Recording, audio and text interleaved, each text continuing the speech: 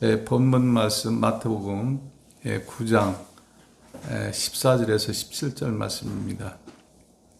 그때 요한의 제자들이 예수께 나와 이르되 우리와 바리새인들은 금식하는데 어찌하여 당신의 제자들은 금식하지 아니하나이까? 예수께서 그들에게 이르시되 혼인집 손님들이 신랑과 함께 있을 동안에 슬퍼할 수 있느냐? 그러나 신랑을 빼앗길 날이 이르리니 그때는 금식할 것이니라.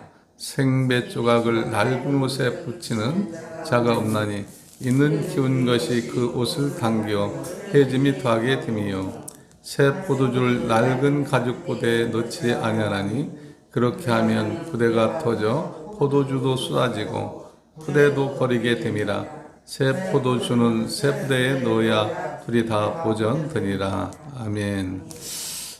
본문 말씀은 금식 논쟁이죠. 금식 논쟁. 여기에서 세례 요한의 제자들이 등장하고 바리새인들이 등장하고 예수님과 그의 제자들이 등장합니다. 금식 논쟁이란 무엇을 말하느냐? 당시에는 그 유대 사이에 금식이 전통적으로 내려오는 것을 볼 수가 있습니다. 따라서 이제 예수님이 이제 이렇게 오신 이후에 제자들은 금식을 안 했어요. 그래서 어떻게 보면 금식에 대해서 이의를 제기하는 그런 모습을 우리에게 보여줍니다. 보면 그렇죠. 그때 요한의 제자들이 예수께 나와 이르되 우리와 바리새인들은 금식하는데 어찌하여 당신의 제자들은 금식하지 아니하나이까? 그러니까 전통적으로 했던 금식이에요.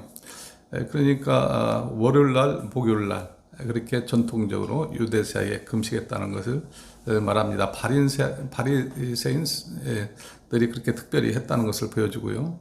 이어서 유대 사이의 유대인들도 1년에 한 번 정도는 정기적으로 금식했다는 것을 말합니다. 따라서 1년 총체적으로 보면 100일 이상 이렇게 넘게 금식을 했다는 것을 볼 수 있는데요. 따라서 이 전통적 금식을 하는데 왜 금식을 하지 않느냐 이렇게 이의를 제합니다. 그에 따라서 예수님이 말씀하시죠. 15절 보니까 예수께서 그들에게 이르시되 혼인집 손님들이 신랑과 함께 있을 동안에 슬퍼할 수 있느냐. 유대 사이의 신랑이 혼인 그 집을 보면 일주일 동안 계속 했다고 이렇게 말합니다. 그러니까 혼인집 잔치 그 일주일 기간은 금식하지 않았다는 것을 설명할 수가 있겠습니다. 그것을 들어서 예수님께서 말씀하는 부분인데 혼인집 손님들이 신랑과 함께 있을 동안에 슬퍼할 수 있느냐. 그러나 신랑을 빼앗길 날이 이르리니 그때는 금식할 것이니라. 이것은 이어서 신랑은 예수님을 비유할 수가 있고 또 신랑 친구도 여기 등장하죠. 그러니까 신랑이 빼앗길 날이 있다. 그것은 예수님 십자가에 고난 받으시고 죽으실 때를 말하는 것입니다. 그래서 어떻게 보면 극도로 슬픔이 극도로 달했을 때 금식한다는 것을 어떻게 보면 예수님께 말씀한다는 것을 보여주고요. 이어서 16절 보니까 생배 조각을 낡은 옷에 붙이는 자가 없나니 이는 기운 것이 그 옷을 당겨 헤어짐이 더하게 되며 생배 조각을 낡은 옷에 붙이지 않는다. 붙이게 되면 헤어지게 되죠. 그러니까 그리스도의 복음은 새 복음이라는 것을 볼 수가 있고 여기서 낡은 옷은 옛 유대교의 금식을 어떻게 보면 비유한다고 볼 수가 있다는 것이죠. 그래서 생배 조각을 낡은 옷에 붙이지 않는다. 그런 표현을 하고 있죠. 이어서 17절 보니까 새 포도주를 낡은 가죽 부대에 넣지 아니하나니 그렇게 하면 부대가 터져. 이것도 마찬가지죠. 새 포도주를 낡은 가죽 부대에다 넣게 되면 터진다는 것이죠. 부풀러 일어나니까. 그래서 그렇게 하지 않는다는 것을 비유로 말한 부분인데요. 포도주가 쏟아지고 부대도 버리게 됨이라. 새 포도주는 새 부대에 넣어야 둘이 다 보존되니라.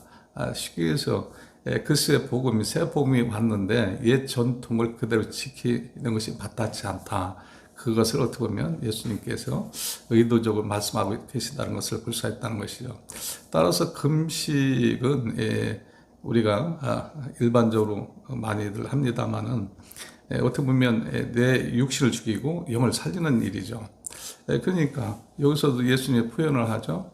기쁘고 즐거울 때는 금식을 구태할 필요가 있느냐, 그런 얘기를 하면서 새 시대에 맞게 금식을 해야 된다. 그러니까 옛 전통을 따르는 게 아니고 새 시대에 맞게, 새 복음에 맞게 금식을 해야 된다는 것을 우리에게 설명합니다.